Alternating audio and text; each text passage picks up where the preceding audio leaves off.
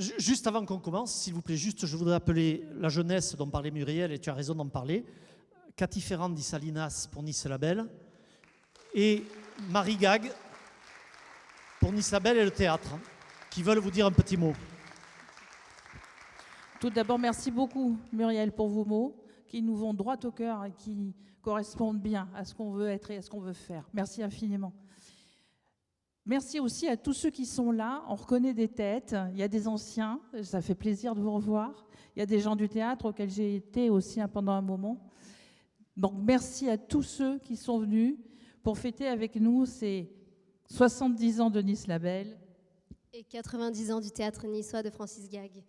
Merci à tous pour votre présence. Merci à tous nos membres pour votre engagement indéfectible, pour votre présence lors de toutes ces années, de tous ces événements qui font vivre notre belle culture, comme l'a bien dit Muriel. Merci à Jean-Luc pour animer cette belle conférence qui va nous rappeler d'où on vient et nous permettre de voir où va l'avenir.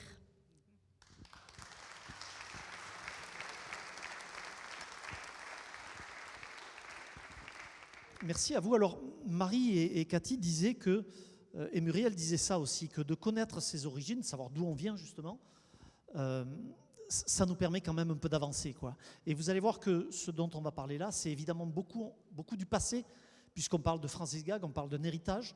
Et si on parle du passé, c'est parce qu'on envisage un avenir. Si c'est per parlare del passato è simplement per parlare di quello che si face del tempo di mamma irrigrant la guerra, c'è pas la pena.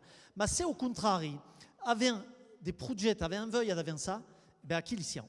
Et j'ai entendu dire qu'il y avait certaines personnes dans la salle qui parlaient français, donc je vais continuer en français. Et tant pis pour ceux qui ne parlent que niçois. Donc vous preghi di m'excusa. Alors Francis Gag, un héritage pour Nice. Cura, si siamo messi d'accordo di per presentare anche la conferenza, mi si dice de quoi est-ce que je vais vous parler? Alors je ne sais toujours pas. Si ce n'est que, quand même, il y a quelque chose qui me paraît évident, c'est que je vais vous raconter l'histoire d'un homme. Alors cet homme, c'est mon grand-père, c'est celui qui nous a mis sur le chemin, mon père, Marie, la famille, mais pas seulement, quoi, qui a entraîné des centaines de personnes à ses côtés, avec lui, derrière lui, et c'est de lui dont je vais parler. Vous allez voir que je vais vous parler de cet homme parce que c'était mon grand-père avant tout. Et il m'est difficile de m'extraire de cette condition de petit-fils. Vous voyez comme j'étais déjà beau là, souriant. Et mes cheveux étaient bruns. Je les ai eu bruns un jour. Et puis un jour, j'ai travaillé à la mairie, Muriel. Et donc, d'un coup, soulette, et me sont venus le berry blanc.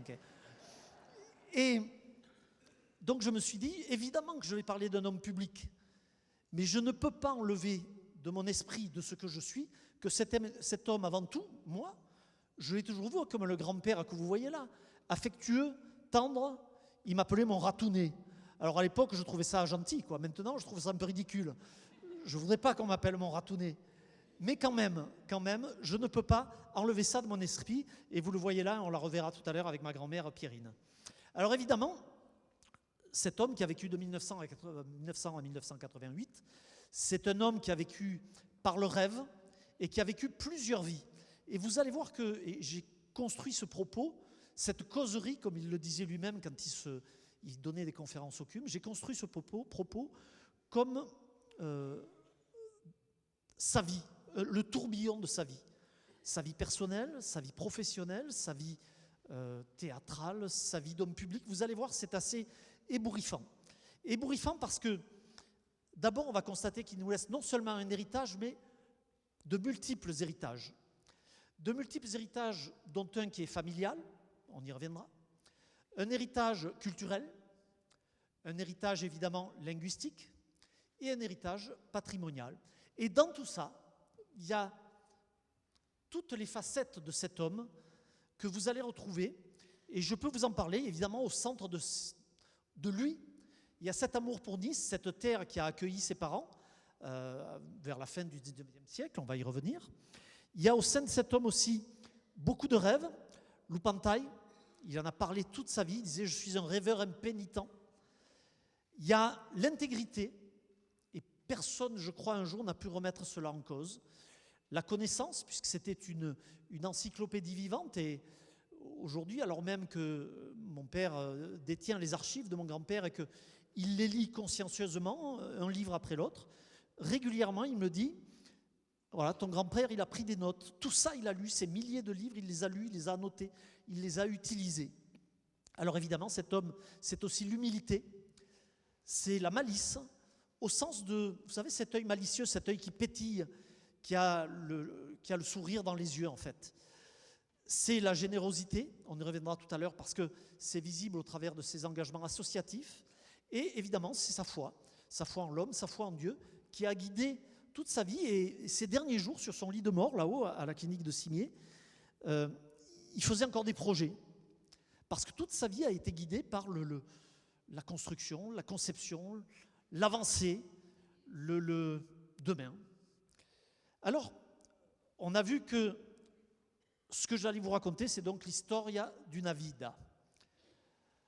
Les origines italiennes, évidemment, avec un nom pareil, Galiolo, évidemment. Vous voyez que nous avons tout d'abord, monsieur Mbarcate, Ezaki, ici, là, entre Albenga et Alassio, au-dessus, dans les collines environnantes, il y a un petit patrimoine, un petit patelin qui s'appelle San Damiano di Stellanello. Alors on y est allé, évidemment. Hein. San Damiano di Stellanello, il doit y avoir 83 âmes, et un cimetière avec 300 tombes où tout le monde s'appelle Galiolo. Mais d'au moins, hein, j'exagère pas, j'aurais pu mettre des photos, c'est extraordinaire de voir ça. Ça, c'est côté Ligurie. Et puis côté Piémont, vous trouvez à Desmontes une autre partie de la famille, donc la famille de la mère de Francis Gag, et vous voyez ici, donc, à gauche, Rosa et Damiano Gagliolo, qui viennent de San Damiano, et elle s'appelait elle-même Rosa Gagliolo, hein, de son nom de jeune fille. Et Tommaso Brunetto, qui était mon arrière-grand-père, donc du côté de mon arrière-grand-mère. Mon trisaïeul, du côté de mon arrière-grand-mère. Je continue avec donc les parents de Francis Gag, Francesco et Anna. Donc, eux sont arrivés à Nice dans les années vraiment fin du 19e siècle. Lui est arrivé il s'est vendu comme journalier, il travaillait, il est venu avec son baluchon. Et elle est venue de son Piémont, là-haut. Et elle s'est retrouvée, pour des raisons mystérieuses, on le verra tout à l'heure, femme de chambre de Laure de Maupassant, donc la mère de Guy. Et donc, elle s'est trouvée à Antibes, comme ça. Et ils ont donc eu un enfant, François Gagliolo, François Gagliolo, né le 15 octobre 1900, avec le siècle. Et ce couple qui s'installe à Nice, qui va construire sa vie à Nice, qui va avoir un enfant, des petits-enfants, et qui va montrer comment l'intégration à Nice pouvait se faire au début du XXe siècle. Ils ont donné un prénom français à leur enfant, alors qu'eux-mêmes étaient italiens. Ils ne seront naturalisés qu'en 1933 et 1935, et 1933 post-mortem pour Anna. Et ils auront un deuxième enfant, Rosa. Donc voici François et Rose en 1904. Rosa sera morte très très très rapidement, et François restera enfant unique. Et donc, je vous disais, François et Laure de Maupassant, ici, c'était là aussi 1903-1904. Et petit à petit, cet homme qui était venu, Francesco, qui était venu avec son baluchon, il va développer une activité de teinturerie. Mon grand-père lui-même sera teinturier. Et cet homme crée au 22 rue Pertinax, qui était l'adresse où j'ai toujours connu mes grands-parents, ils habitaient là-bas, eh bien, une teinturerie qui s'appelait aux Dames Françaises. Et mon père raconte régulièrement que ça lui a valu un procès avec la Riviera parce qu'il y avait un grand magasin qui s'appelait les Dames de France. Donc il avait une difficulté juridique avec ces gens-là. Mais c'était un moyen pour lui, le petit immigré italien, de s'intéresser, d'attirer la clientèle française et digne d'être française comme on pouvait le penser à l'époque. Et puis, chronologiquement, arrive en 1921 Mayence, donc la République rhénane. Il va se retrouver là-haut dans la ville de Gutenberg. Puis, rencontrant Gustave Adolphe Mossa, il va donc participer à son théâtre de Barbe Martien. Et il va jouer Lounouvé aussi à Lupantai des Barbanto. Lounouvé, c'est un conte de Noël, vous savez, une sorte de pastorale, et écrite aussi par Barthélemy Marengo avec Gustave Adolphe Mossa. Donc, tout le monde va à cette occasion découvrir les grandes qualités d'acteur de cet homme, de ce jeune homme de Barbanto. Il jouait là un vieil homme alors qu'il avait 22 ans. Et puis, il avance toujours, le Barba Martin qui exerce, le théâtre de Barba Martin qui va vivre 16 ou 17 ans jusqu'en 1939-1940. Il va continuer, là c'est une photo de 1926, et il va donc se marier en 1923 avec Georgette Ecker. Et ils vont avoir un enfant, un premier fils, Camille, qui va naître en 1928. Et puis, la vie n'étant pas seulement faite de choses joyeuses, Georgette va décéder en 1929, c'est-à-dire que Camille a 1 an et Francis Gag, mon grand-père, se retrouve seul avec cet enfant. La vie continue néanmoins et on voit sur cette carte de visite, puisqu'il a pris la relève de teinturier, qu'il se cherche. Sur cette carte, on voit Francis, ça n'est plus François, mais Gagliolo. C'est-à-dire il a déjà un peu réduit son prénom, mais il a gardé son nom intact. Alors, il est un peu tiraillé entre François Gagliolo, le teinturier, et Francis Gag, le dramaturge, qu'il est déjà, puisqu'on va voir que rapidement, en 1930, juste après le décès de Georgette, il va se mettre à écrire. Il écrit une première pièce qui s'appelle « Le Barilien Rabiate ». Vous savez, ça s'inscrit un peu dans la lignée de Figasso, de Latina, l'Anticari. Mais c'est une pièce dont il dit « Je n'éprouve pas le besoin de relire cette courte pièce, car je me cherche encore ». Donc il n'a jamais voulu ni la faire jouer, ni la publier. On l'a dans nos archives d'ailleurs, et ça c'est une photo d'archives, mais il n'a jamais voulu la jouer.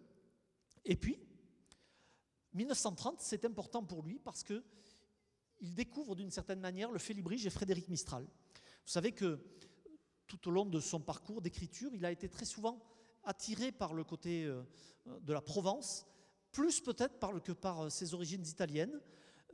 Et donc, le parcours de Mistral, les écrits de Mistral l'ont vraiment passionné. Et le Félibrige aussi, qu'il découvre donc à l'occasion du centenaire de Frédéric Mistral qui s'est déroulé à Nice. En 1931, il épouse ma grand-mère, en l'occurrence Pierrine Pietro Paoli, encore une bonne française. Et évidemment, cette Pierrine Pietro Paoli, en 1931, ce mariage est suivi d'une écriture, d'une pièce qui, elle, va être jouée et que nous jouons toujours, le Sartre et Matafiu, le tailleur Matefil, qui est inspiré d'un opéra bouffe de Pergolesi. Et cette pièce, c'est une pièce d'1h15 environ. Il l'a créée, mais vous voyez qu'il n'a pas encore créé sa troupe de théâtre. Il a créé une pièce, elle est jouée par le théâtre de Barba Martin.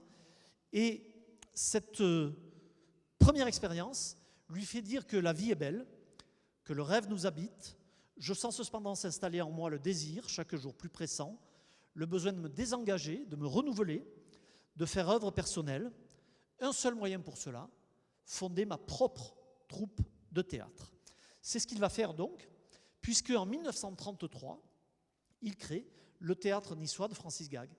Théâtre niçois de Francis Gag qui va donner lieu à une parution presse qui dit que le nouveau groupement a pris le titre de théâtre niçois de Francis Gag et a offert la présidence d'honneur à Louis Gennari. Vous savez, c'était ce bâtonnier du barreau de Nice, avocat, mais aussi éminent poète, qui a écrit parmi les plus belles chansons en langue niçoise que nous ayons, et de poésie aussi que nous ayons. Et en 1933, c'est aussi une date forte pour lui, puisque sa mère, Anne, décède, dont je disais tout à l'heure qu'elle serait naturalisée française. Ils ont reçu, après son décès, son acte de naturalisation, en 34 ou 35. Et c'est pourtant une année au cours de laquelle qui va être suivie d'une intense création dramaturgique, puisqu'il va écrire Ancien va la vida. Et je rappelle quand même qu'Ancien va la vida, c'est une pièce dramatique, une des seules du répertoire niçois qui soit de ce registre, puisque vous savez qu'en général, le répertoire niçois, c'est plutôt de la comédie. On y vient pour se faire une fourre de rire, mais il a écrit cette pièce, Ancien va la vida, peut-être en prolongement au décès de sa première femme, au décès de sa maman. Un regard sur la vie un peu noir, mais malgré tout qui a rencontré un très vif succès, puisque les journaux de l'époque disaient qu'on ne s'attendait pas à quelque chose de cette nature-là. et qu'on a fait la preuve que la langue niçoise pouvait se prêter aussi à cela. Et c'est vraiment quelque chose, je m'inscris dans le prolongement de ce que disait Muriel tout à l'heure. Notre langue, c'est important parce qu'il ne faut pas se limiter, quand on parle niçois, à parler de la pissa, la diarra, au pambagnat et de la soca. On peut parler assez subtilement en niçois aussi. On peut parler de poésie, on peut parler de théâtre, on peut parler de littérature. Et il ne faut pas se cantonner à ce regard qu'on pourrait avoir de l'extérieur d'une langue niçoise qui serait purement vernaculaire au sens de quasi vulgaire. Hein. Vous voyez, on n'en est pas là du tout. Et je pense que ça fait des années que tous ceux qui sont là et qui s'engagent avec nous, et bien au-delà d'ailleurs, montrent que la langue niçoise, c'est une langue qui a, au-delà de son empreinte géographique, c'est-à-dire qu'on peut parler de dialecte, et vous verrez qu'on le retrouvera un peu plus tard, c'est une langue, comme toutes les langues, qui, certes, a été peu écrite. Et remercions Ranchet d'avoir écrit à partir du 1830, par là, en tout cas, c'est là qu'on retrouve ses œuvres les plus connues. Quelques-uns ont écrit, et c'est important aussi quand on parle niçois, non seulement de le parler, mais d'écrire, de laisser une trace, parce que c'est là-dessus que s'appuie l'apprentissage, c'est là-dessus que s'appuient les études, éventuellement, qui peuvent venir après. Et puis 1933, c'est aussi la création de Calène, deuxième comédie de Noël, deuxième pastorale. Et ce Calène, c'est une pièce intéressante dans l'œuvre de Francis Gag parce qu'on y retrouve déjà des personnages qui parlent français. Évidemment, la plupart parlent niçois, les Pescadous, tous ces personnages parlent niçois. Mais il y a quelques personnages qui parlent français, dont un anglais, paradoxalement, dans cette pièce de Calène avec des airs et couplets de Louis Gennari, une musique de scène d'Émile Delpierre qu'on retrouvera tout à l'heure quand il s'agira de parler de la création de Nice Label, et puis les décors d'Emmanuel Bellini, vous savez, cet artiste peintre de grande renommée qui était un ami intime de mon grand-père et qui était installé à Cannes.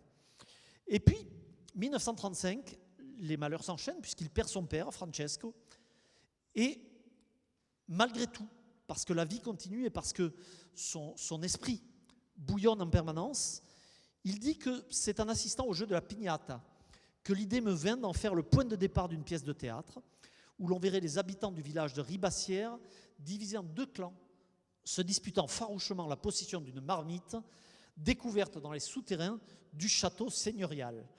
Et cette piñata d'or qu'il a créée, on va le voir en 1935, on va vous la représenter à la fin de l'année d'ailleurs.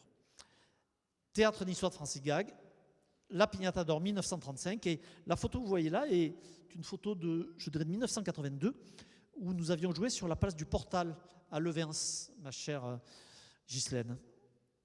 1936, le voici, le voilà, il était déjà très beau. Pierre-Louis, mon père.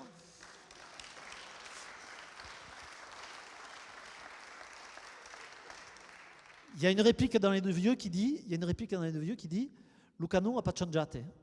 C'est ça? C'est ça. Ben, c'est pas changiate. Donc, 1936, c'est la déclaration en préfecture du théâtre niçois de Francis Gag, vous le voyez, dont l'objet social est de maintenir et illustrer le dialecte niçois. Alors évidemment, aujourd'hui, quand on parle de dialecte, on a toujours l'impression qu'il y a une connotation péjorative. Enfin, c'est quand même pas non plus un patois, au sens où les Parisiens l'entendent. C'est une délimitation géographique d'une langue qui est parlée sur un territoire. Et donc, 1936, c'est aussi la première Saint-Estelle, la fête, le congrès annuel du Félibrige. Là encore, on y revient au Félibrige, qui se déroule à Nice. Et puis, en 1936, il découvre un ouvrage chez son bouquiniste. C'est le recueil des chroniques et légendes de Nice, de 1884, et d'Alexandre Lacoste. Et il dit « 1557, bonum vinum letificat cor hominis », voilà qui suscite en moi l'intérêt le plus vif. C'est un sujet de pièce tout trouvé, un sujet en or, qui va donner naissance au Vin dei Padre. Et ce Vin dei Padre que vous voyez là, il a été joué en 86, c'est-à-dire 2 ans avant la mort de Francis Gag, sur la scène du TNN à l'époque, avec notamment notre vice-président, Laurent Aspachangiat et Mancotu, qui est là. Et puis la vie avançant, le voilà militaire, mobilisé, mais mobilisé à Breil-sur-Roya. Et vous allez voir que cette période, il va l'utiliser. En fait, il n'avait pas grand-chose à faire là-haut, il s'ennuyait. Et il devait monter la garde, quoi, pas mal. Et donc, il s'est dit, je vais construire un théâtre aux armées. Et donc, je bâtissais des scènes qui se passaient au marché, à la poissonnerie, à l'octroi, des bagarres entre femmes. Et là-dedans, il y avait toujours un personnage que je jouais, Tante Victorine, Tanta Vitorina. Elle s'était imposée de manière extraordinaire. Et voilà comment, à partir d'un personnage qui était vu par quelques bidasses sur les collines autour de Morez-sur-Roya, voilà un personnage qui va occuper la deuxième partie de sa vie, mais pas seulement sa vie à lui, mais la vie de la famille, qui va concerner tous les Niçois. Voilà un personnage qui va emporter tout sur son passage. Tanta Vitorina. Voici donc la vedette pâtée, telle que vous la voyez là-haut, hein, vedette pâtée, et puis les programmes qui étaient proposés à l'époque aux militaires. Cette Tante Victorine, elle va s'intégrer et contribuer à un tourbillon d'après-guerre, puisque Francis Gag va jouer partout, en français, en niçois. Il va monter sur la scène de l'opéra, il va jouer des rôles totalement inattendus pour lui, le grand moufti. Il va jouer, regardez, voilà, une quantité de rôles, bien sûr, mais aussi beaucoup de chroniques de radio. D'abord sur le RTF Radio Nice, dont il s'est fait éjecter parce que Tanta Vitorine avait été un personnage un peu critique, une commère niçoise, comme on pouvait les trouver dans le Babazouk, et assez critique notamment sur le personnel politique de l'époque. Et donc il a fallu qu'il change de crèmerie, et il s'est retrouvé à Radio Monte Carlo. Et donc cette période-là, ça a été période de pastrouille de Tante Victorine, de festin, puisque ce personnage, Tante Victorine, vous le voyez sur la photo de gauche, avec Joseph Augier, qui était son ami intime et qui jouait Titon, son mari. Donc ils écumaient tous les festins de la région. Des tournées, parce que Tante Victorine avait fait des tournées aussi, avec un impresario, dont certains ont peut-être le souvenir, qui s'appelait Johnny Stark. Et Johnny Stark avait emmené mon grand-père. Il faisait les premières parties de qui déjà? Non. Lynn Renaud. Voilà, les accos. Donc il faisait les premières parties de la tournée de Lynn Renaud. Donc c'est pour vous dire, c'est pas d'hier. Hein. Et des sketchs radiophoniques, et c'est là que vont prendre vie un sketch en français qui s'appelait La vie est une longue patience, qui en fait a été ensuite traduit en niçois et qui est devenu Ludouille Vieille. Les villages des visages de Provence, c'est des émissions radiophoniques qu'il réalisait aussi. Les causeries sur Nice et le comté niçois. Les minutes de Francis Gag. Donc une vie extrêmement remplie, les images du Pays Bleu. Donc à partir de l'après-guerre, c'est vraiment une vie extrêmement dense, extrêmement remplie. Évidemment, il a abandonné sa profession de teinturier, c'était plus possible de tout faire. Puis la passion l'a emporté. Et il disait au sujet de Tante Victorine, cela peut paraître excessif que de l'entendre dire par moi, mais j'en parle comme un personnage issu de moi, c'est vrai, mais qui a très vite décidé de conduire sa vie propre en totale liberté. C'est elle qui me conduit où elle veut. Elle n'en fait qu'à sa tête et je ne puis que me plier à ses caprices. Et puis il y a eu du cinéma aussi, vous allez voir. Cinéma avec Michel Simon, 1951, La Poison. Cinéma avec Poupon, un film de Maurice Cam, Bouquet de joie. Et il y a Charles Trenet aussi dans Bouquet de joie. En 1956, La route Napoléon avec Pierre Freinet. Il a touché à tout, il a fait de la télé aussi avec Jean-Pierre Cuny. Et puis, un beau jour de mai 1955, le 28 mai, il est invité à la Campada do Cinquantenari dell'Estoccaficada, le cinquantenaire de l'Estoccaficada, à la réserve de Nice, sous la présidence de Jean Médecin. Et vous noterez qu'au menu, nous avons, je vais vous le lire parce que c'est délicieux, per vous mettre un appetite, la pissaladière et la socca de barbapipo, déjà. Li darrieri favetta e il premier tomati. Per vous donare de viguria, le stoccafiche allestite da Gemilo, per vous guardare la briva, l'agnau rustite della briga, per aquello che li resente, bruce e tumeta, bah oui, per fare la rima, li fresa de turreta, per l'umore che la torta de blea, e per finire, li bignetta.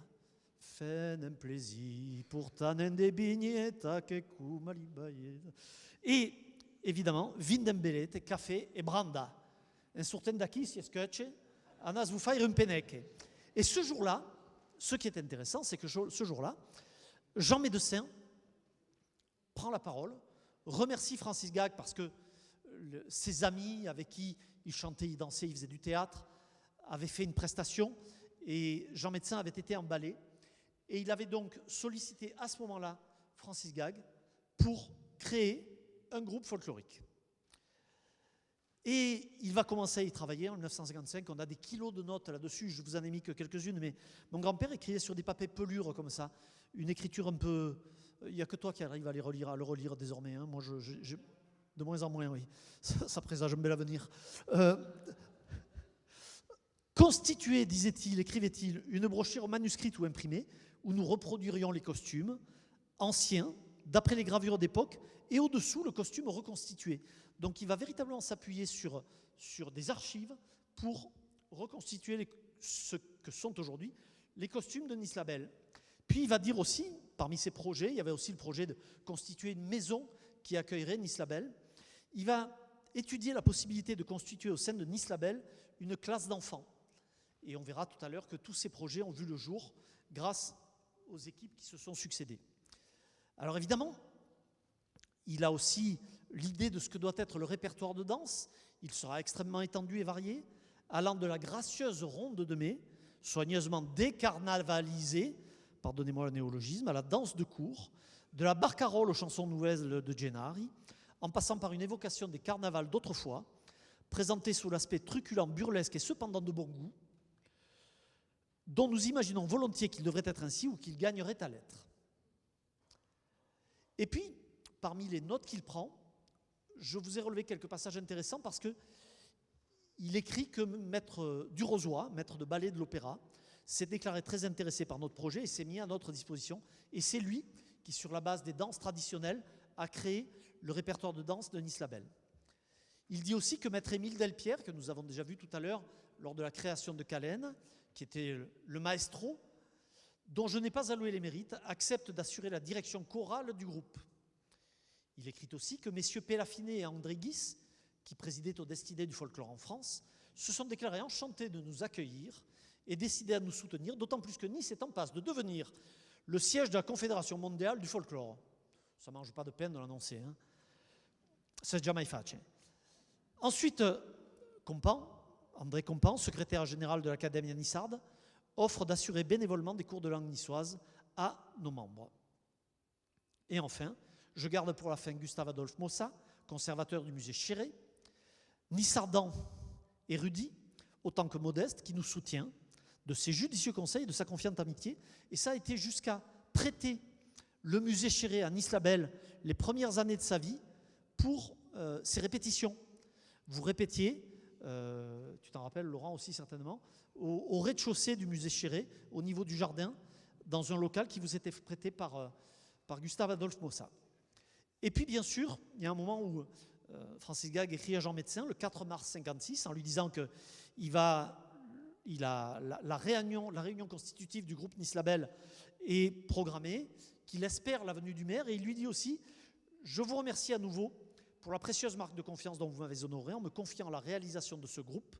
Je ferai tout pour m'en montrer digne. » Et on va voir que ce sera le cas, puisque en 1956, Nice Label est créé. Et la photo que vous voyez là, c'est vraiment une photo d'archives. On le voit ici en plein milieu d'ailleurs. Merde. Excusez-moi, Ezaki. Voilà, on le voit ici en plein milieu, Francis Gag. Et puis à côté, pour ceux qui connaissent Jean-Pierre Barbère au reste, quelques-uns, Jean-Pierre, Passini, et puis on doit avoir aussi Laurent pas loin derrière. Enfin bref, tous ceux qui font que Nice Label existe encore aujourd'hui sont ceux-là, les membres constitutifs, si je puis dire, de la première troupe. Et puis, il écrit aussi et il dit à ses membres, Nice Label est la réalisation d'un rêve. Ce rêve, je le porte en moi depuis 30 ans. Je l'ai réalisé avec vous. Il s'agit d'une œuvre qui repose sur l'amitié et la confiance, comme cela se ferait d'un père à ses enfants, et je vous considère comme mes enfants. Et c'est très touchant parce que ça le représente exactement. Tout ce qu'il a fait, ça a été toujours fait sous le signe de l'amitié. Moi, c'est un mot qui a bercé mon enfance, au sens où pour lui, l'amitié, c'était la confiance, un engagement partagé, des projets en commun, et toujours la possibilité d'avancer ensemble sur des projets communs. Alors là, par exemple, vous le voyez, à côté, c'est ma mère, c'est Francine. Alors, ce devait être en 59, par là, 60, les ripas en quart. Et puis ici, avec Pierrine, ma grand-mère. Et évidemment, quand il était sur scène avec Nice Label, il faisait tout. Alors, il ne dansait pas. Par contre, il faisait l'animation, la présentation. Il chantait en même temps que les musiciens. C'était le monsieur loyal de Nice Label à l'époque. Et puis, on le voit ici dans les arènes de Cimier. Regardez quand même comme les arènes étaient pleines. C'est incroyable. Muriel, c'est ça qu'au Carré, regarde. Combien de monde dans les arènes. Maintenant qu'il y a le festival de tragédie, perché non. Mais regardez, c'est extraordinaire. Et évidemment, à peu de choses près, les costumes ont très peu évolué. Le drapeau, c'est toujours le même. Je ne crois pas qu'il ait changé. Et vous allez voir aussi que Francis Gag, même à 75 ans, c'est à peu près ça, il participait toujours occasionnellement aux activités de Nice Label et il avait toujours un grand bonheur à y être et à sourire. Et dans les années, je dirais que c'était en 70, il a cédé la place de président de Nice Label à ma mère, à Francine. Et puis, 1960, c'est aussi la venue de la Sainte-Estelle à Nice, donc congrès du Félibrige, au cours duquel mon grand-père sera honoré en tant que majoral du Félibrige par Pierre Fabre, qui était le capoulier.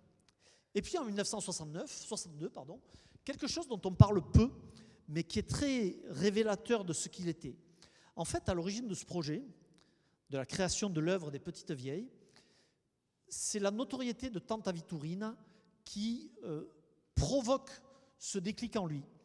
Tante Aviturine, qui intervient à la radio, qui commente l'actualité, elle est sollicitée. Les gens lui écrivent la plupart du temps. Et la plupart du temps, ce sont des gens dans la détresse qui se disent vous, Madame Victorine, vous qui avez un cœur, regardez, je ne peux pas payer mon loyer, le gaz il est trop cher, je ne peux plus acheter des fruits, je n'ai pas mangé de viande depuis 15 jours.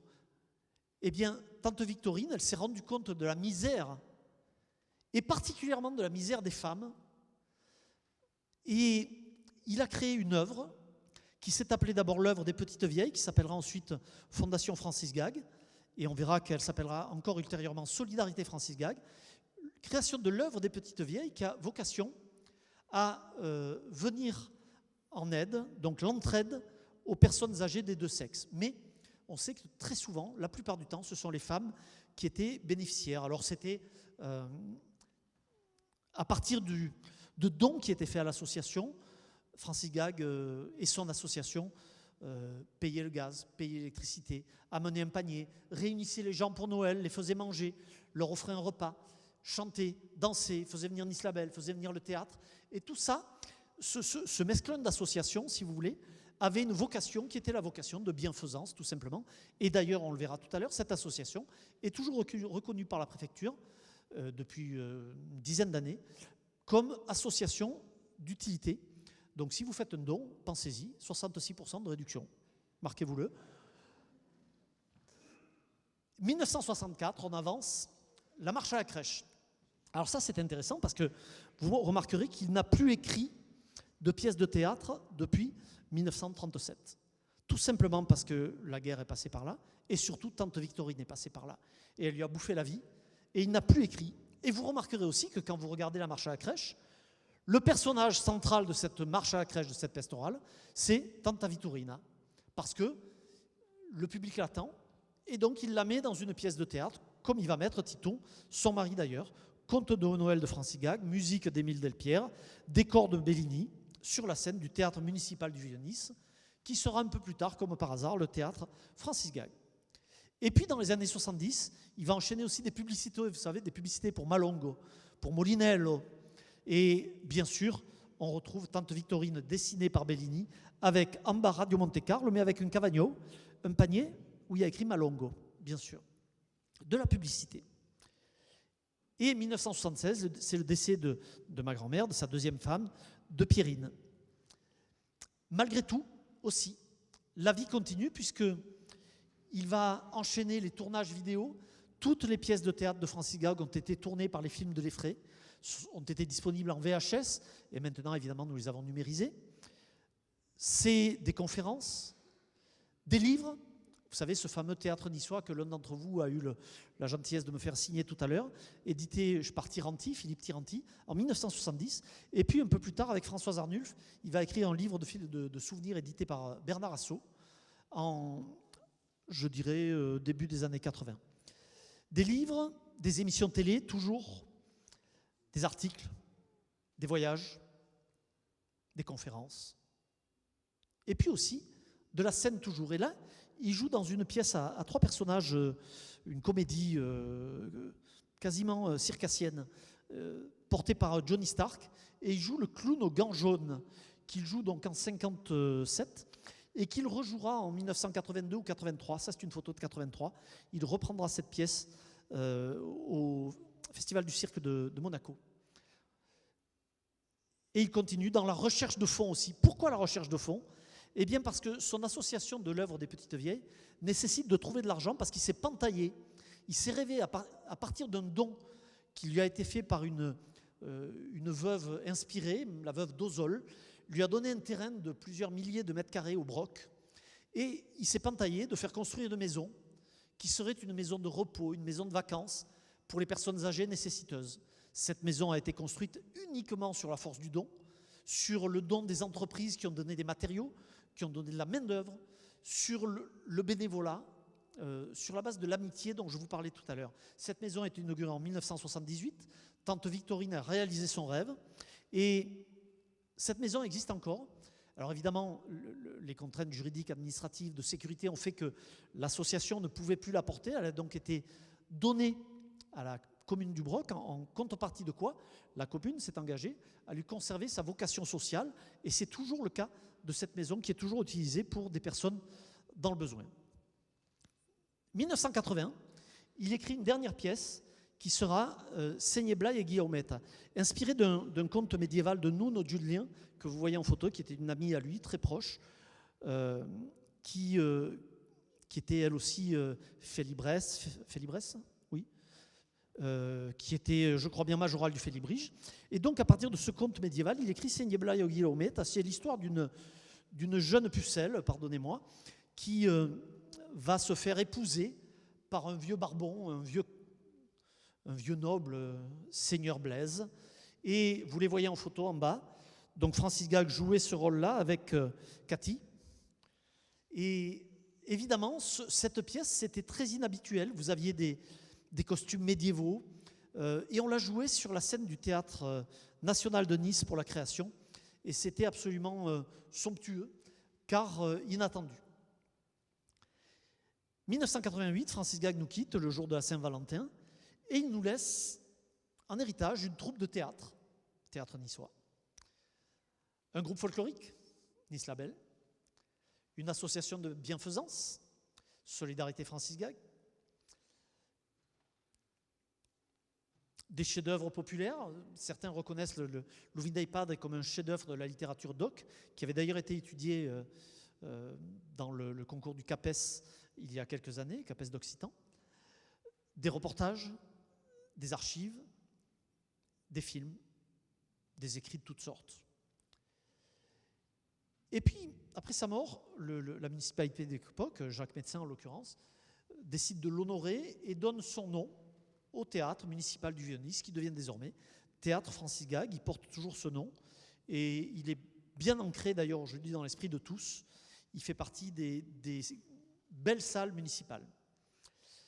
Et puis donc ce théâtre niçois, cette troupe, cette association, et non pas le lieu, ce théâtre niçois de Francis Gag a aujourd'hui 90 ans. Et on l'a célébré le 24 janvier sur la scène du théâtre Francis Gag. C'est Pierre-Louis Gag qui le préside. Ce sont 40 membres bénévoles, bien sûr. Ce sont 3000 spectateurs par an. Un public et une troupe renouvelée et rajeunie, parce que si vous voulez avoir des jeunes dans la salle, il faut en avoir sur la scène aussi. E dunque a Senka avevano accueilli des Giuve, avevano fatto Giuga, avevano imparato ogni sorta di Giuve et lui avevano messo in scène. Et très souvent, désormais, c'est Marie qui donc réalise les mises en scène de notre théâtre aussi, pour assurer aussi un regard neuf sur des œuvres qui ont parfois 90 ans. Donc c'est intéressant aussi de nous renouveler de cette manière-là. Ce sont des publications bilingues, c'est ce que je vous disais tout à l'heure, il est important que nous laissions une trace écrite. Et bien évidemment, c'est la tradition et la création. Vous savez que nous donnons 2 séries de spectacles par an. Au mois de mai, généralement, nous proposons une création à notre public. Et au mois de décembre, nous proposons généralement aussi une pièce de notre répertoire traditionnel de Francis Gag.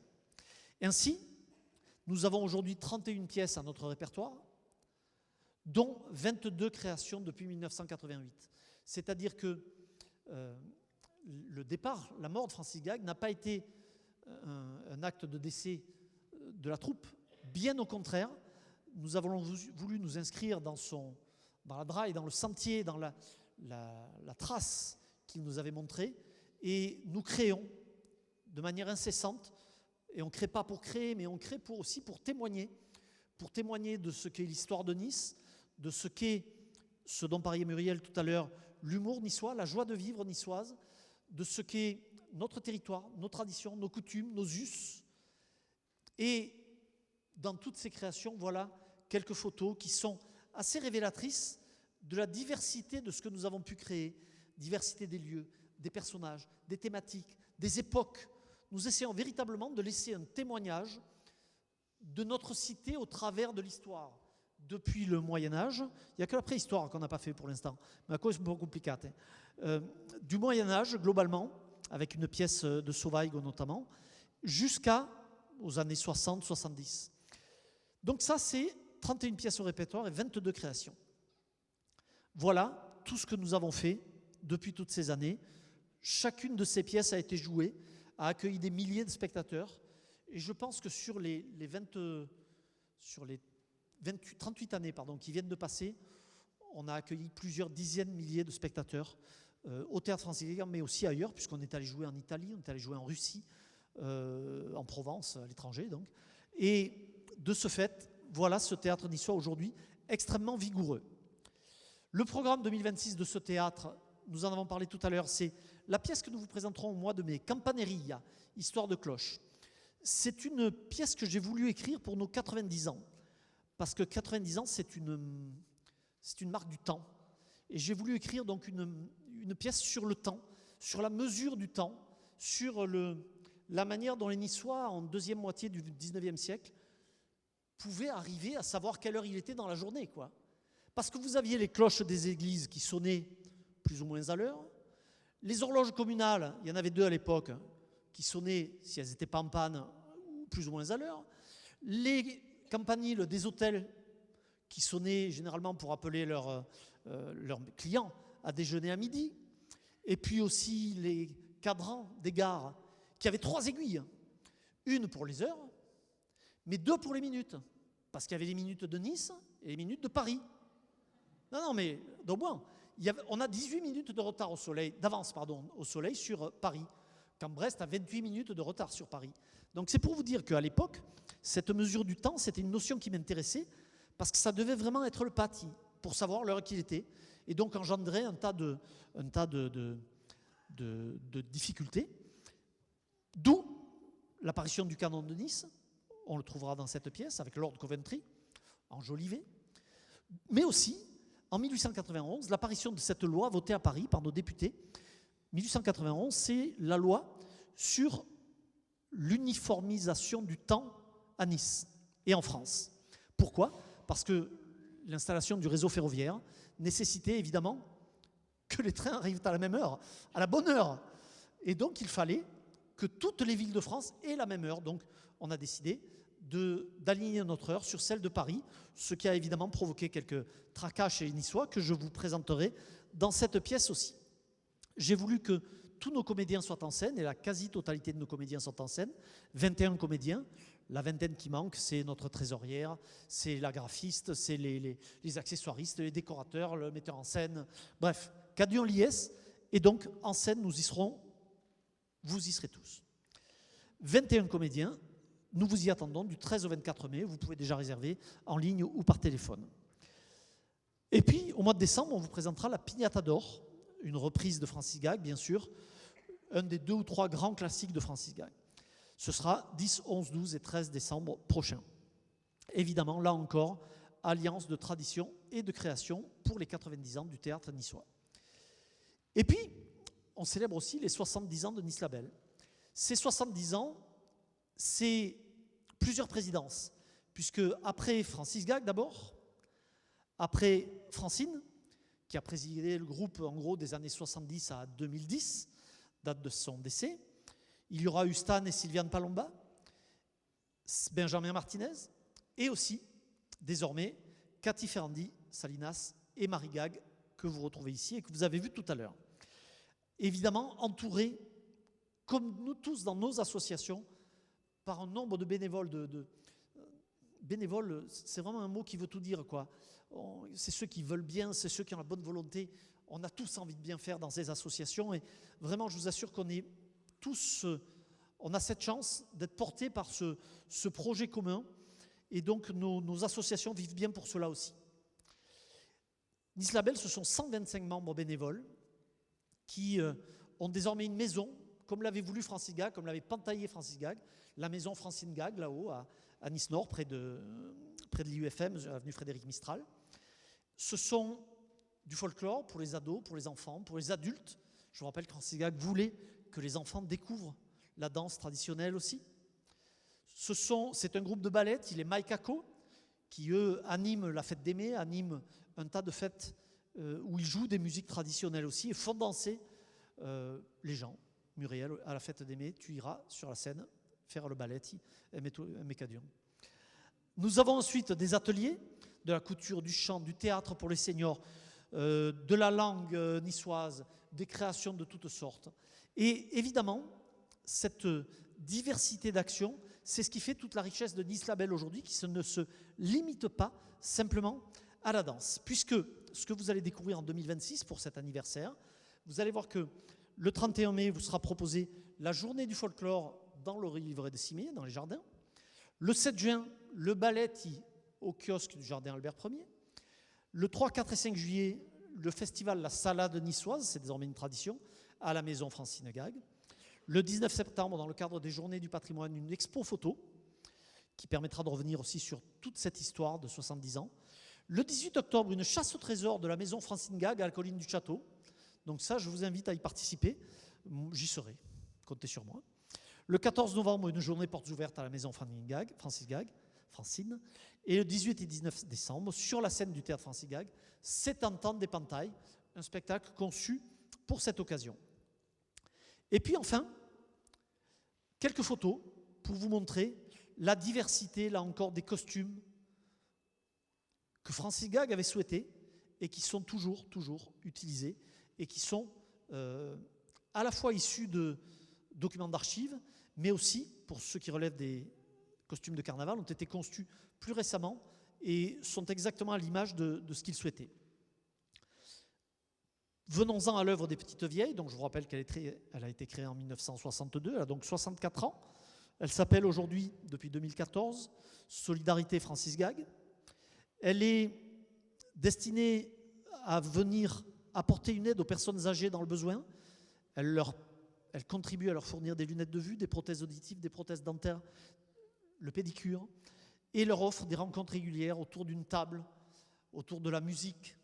Et évidemment, ces bénéficiaires, pour ceux que ça pourrait intéresser, parce que vous connaissez quelqu'un, parce que vous connaissez des gens dans le besoin, c'est des gens qui sont nécessairement retraités et qui sont non imposables, eh bien, Solidarité Francis Gag peut venir en aide à ces personnes-là. Faites-nous signe et on viendra, on s'occupera d'elles.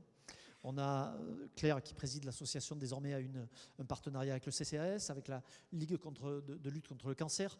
Donc véritablement, il y a des partenariats qui sont établis qui permettent de faire beaucoup de bien discrètement, comme le faisait Francis Gag. Après Max Valaes et Xavier Valiki, c'est donc Claire Gagliolo ou Gag qui préside aux destinées de cette œuvre de bienfaisance. Ce sont donc, au travers de ces 2 associations, et même de ces 3 associations, des années d'une mystérieuse alchimie. Alchimie entre humains de bonne volonté, bien intentionnés, intéressés par la situation des autres, intéressés par la progression de la société au plan culturel, au plan patrimonial, par la diffusion de notre langue niçoise, bien évidemment. Ce sont, à partir d'un fondateur charismatique, doté d'un rayonnement indéniable, c'est une passion partagée par des centaines d'individus.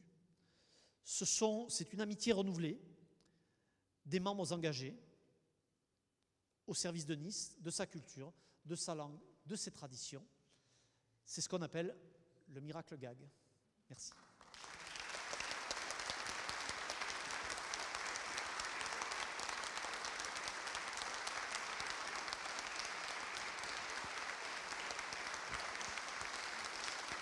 Venez, venez.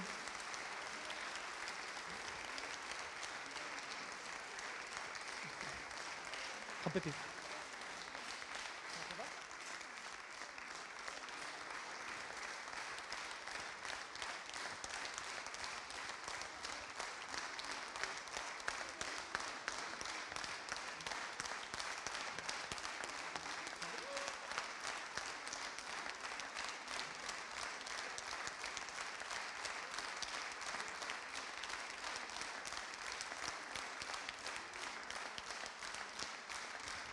Merci. Ah, c'est à vous. C'est à Lazare. Ça avez des questions, vous pouvez les poser. Je ne vous promets pas d'y répondre. Mon père en saura certainement en tout cas, mais n'hésitez pas. Ce sera bien volontiers. Ou alors des compliments. Des reproches, non.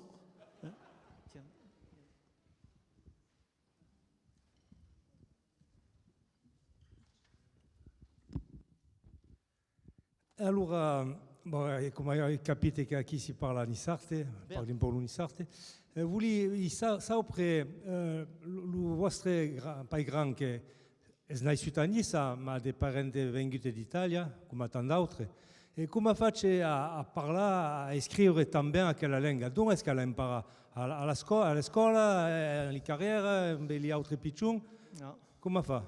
Beh, alla scuola no. Sapete che alla scuola era interdite des scupis inter et des parlanisartes. Donc, ce n'est pas à l'école qu'il a appris à parler niçois, c'est dans la rue. Per carriera. E sempre io, dei picconi come questo, è meglio il mio parente. E poi più tardi un po' di scuola, mes copains. È vero che alla scuola non si parlava l'Unissarte, ma Oui. entre eux, i piccini parlavano l'Unissarte. E Oui, il paese giusti. come qua che impara a parlare l'Unissarte. Vorrei giusto dire 2 mots di mai di 5 a 10. Parles bene, ecco va bene. Vorrei dire semplicemente che 5 a 10. Sulle 30 creazioni, ne ha 22 che faccio io.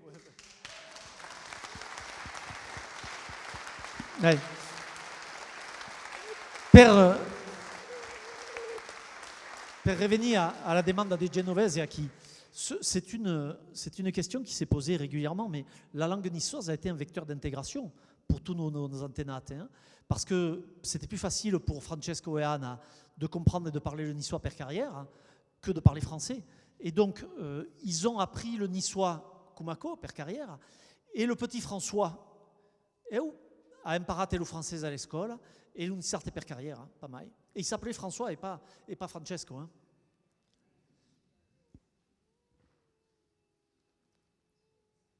È tutto? Ben, ascoltate, notre n'a fait plaisir de vous voir et d'évacuer ici.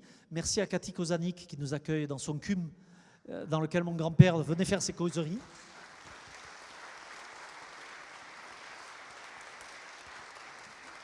Merci à Jean-Pierre Barbero qui dirige le musée Masséna et qui a fait une magnifique exposition sur nos traditions.